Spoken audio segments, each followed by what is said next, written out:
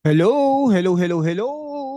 Kamusta mga kaibigan? Welcome to another episode ng ating Pinoy Pulse Check kung saan we dive deep into the hottest political issues sa Pilipinas with a mix of wit, humor, and intellectual shade. No? Ako si Hashtag Walk with Lang, your host na laging ready to unpack the truth behind the headlines. Ngayon, let's talk about the newest PNP chief General Nicolas Torre III at ang kanyang grand promise na magkakaroon finally ng police visibility sa mga kalye ng Pilipinas. Pero teka ha, haven't we heard this before? Deja vu. Anyone? Sa episode na ito mga kaibigan, we're diving into Torres' bold claims, police sa kalye, 8-hour shifts, 3-minute response time at titignan natin kung for real ba ito o isa na namang pangakong napako.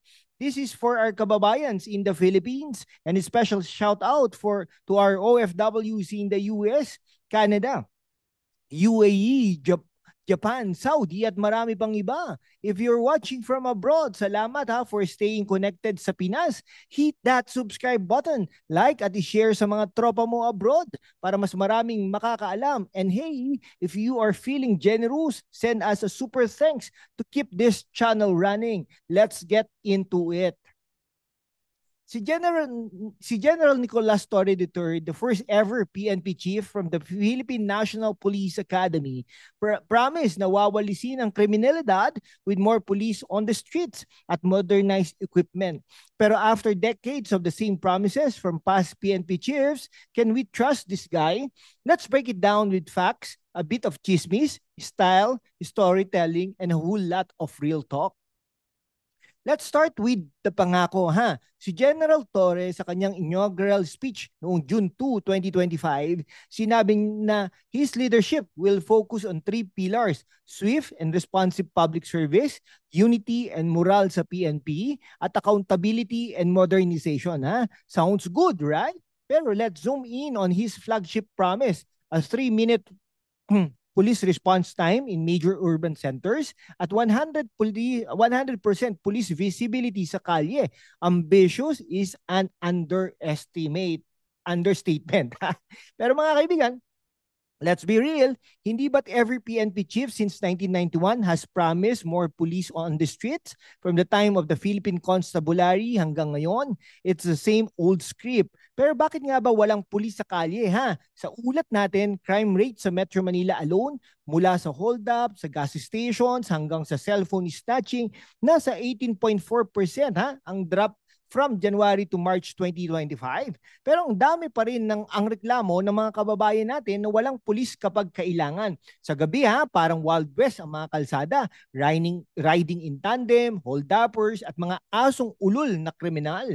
Kaya imagine ha, ikaw si Ana, isang call center agent sa Makati, naglalakad pa uwi ng alas 3 na madaling araw, biglang may lumapit na riding in tandem, hinablot ang cellphone mo, tumawag ka sa 911, 911 pero walang dumating. True story yan for many Filipinos. Ha? Kaya naman, when Torres says police sa kalye, it's a promise that hits home. Pero deliver kaya siya? Kung may ganitong experience ka, i-share mo sa comments below ha. Ano ang tingin mo sa pangako ni Torre? Hit that like button if you're skeptical and subscribe para sa mas maraming ganitong content. Okay, sino ba si General Nicolas Torre III ha? Born in Hulu, Sulu and raised in Coronadal, South Cotabato ha. Si Torre ay anak ng isang police officer na namatay sa duty noong 1990. Talaga ha? He is a PNPA tagapaglungsad class of 1993 graduate, first ever PNPA alum no to become PNP chief, and ang resume niya, impressive ha? Siyang nasa likod ng high-profile arrest ni former President Rodrigo Roa Duterte for ICC charges at si Pastor Apollo Kibuloy for human trafficking. Big deal yan ha? Pero teka, does this make him the hero we need or just another poster boy for the administration? On one hand, Torres' track record shows he's not afraid to take on big names. Nung siya pang CIDG chief, he personally arrested Duterte at NAIA. Gutsy move. Pero on the other hand, may mga nagsasabi like Senator Jinggoy Estrada na he is arrogant and his appointment is more about politics than merit. Ano ang totoo? Let's weigh both sides. His supporters say he's a decisive leader who gets things done. His critics, they're worried he is just a Marcos loyalist, handpicked to push the administration's agenda. Speaking of loyalty ha, parang si Torre yung classmate mo na laging sumisip-sip sa teacher pero nangangako ng group project na world class. Kaya ba niyang i-deliver? Let's find out. Now, let's talk about Torres' game plan. Una, he wants to shift from 12-hour to 8-hour police shifts. Bakit? Kasi daw tao rin ang police, hindi robot. So ngayon, 72 hours a week ang trabaho ng mga police. Sobra compared sa 40-hour work week ng ordinaryong manggagawa. Torres says, this will keep cops awake and alert on duty, not sleeping in stations or playing Mobile Legends sa kanilang phones. Fair point. Pero here's the catch ha. Nasa kaunti ang oras ng duty, mas maraming pulis ang kailangan para punan ang gaps. Kaya nga siya bumili ng new equipment, ha? Radios, patrol cars, body cams to boost operations. Excuse me ba? Pero let's be critical, ha? New gadgets are cool. Pero kung ang pulis pa rin ay nasa loob ng air conditioning station, anong silbi niyan? Torre also plans to close police boxes and community precincts in Metro Manila, saying 911, 911 is enough. Alam niyo po ba ang 911? Kung sino po ang nag-ano niyan dito sa Pilipinas? Walang iba, kundi si Pangulong Rodrigo Roa Duterte. Seryoso, paano kung walang signal sa area ha? Or kung busy ang linya? Plus, his 3-minute response time goal, ambisyoso ha? Pero doable kaya sa Metro Manila traffic? Good luck. Ano sa tingin mo? Will 8-hour shifts make cops more effective or mas lalala ang kakulangan ng pulis? Drop your thoughts sa comment section and don't forget to share this video to your friends in the US, Canada, UAE at iba pa. Let's zoom out. Why is police visibility such a big deal? Kasi ang kawalan ng pulis sa kalye ang dahilan kung bakit matatapang ang mga kriminal, hold-ups, snatching, even crimes sa gas stations at karinderya. Laganap, no? Sa 2025, despite the reported 18.4% crime drop, ang dami pa ring reklamo tungkol sa walang pulis kapag kailangan. Torres promised to intensify arrest while respecting human rights is a step forward. But the Commission on Human Rights says kailangan ng clear guidelines para hindi maabuso. Imagine ha, mga kaibigan, isang hold-upper sa Quiapo, nagyayabang sa mga kaibigan niya, bro, walang pulis dito. Parang buffet ang mga cellphone. No? Pero pagdating ni Torres, wak ha, biglang may pulis sa bawat kanto. Dream scenario yan. Pero kailangan natin ng action, not just words. For our OFWs watching from the US, Canada at Australia at iba pa, this matters to you too, ha? Your families back home deserve safe streets. Kaya Torres' promise isn't just a local issue, ha? It's a global Filipino concern.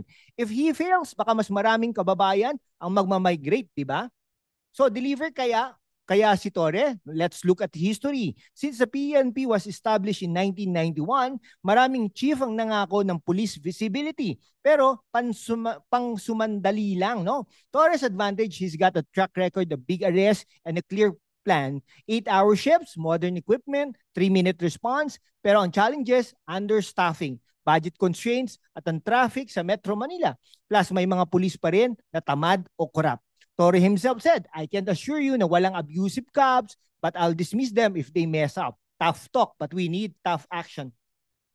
On the flip side, Torres critics like Senator Jinggoy Estrada say he's too arrogant and might prioritize politics over public safety.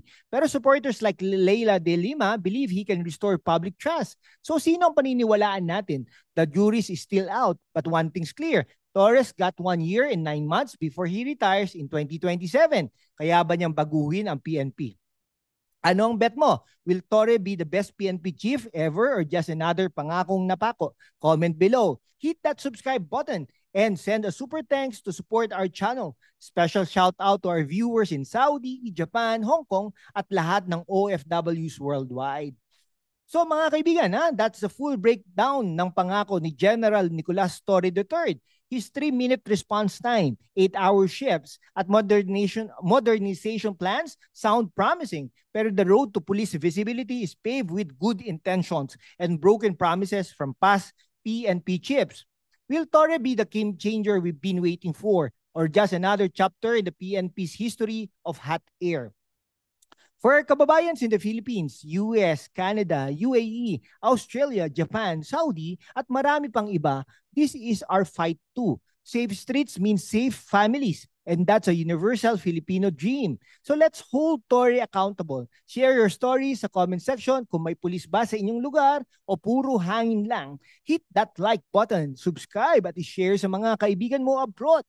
And if you're feeling extra generous, send us a super thanks para may pagpatuloy natin ang ganitong content.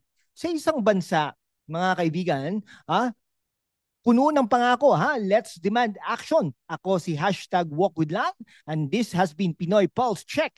Stay woke, stay safe, and see you in the next episode. Mabuhay ang Pilipinas!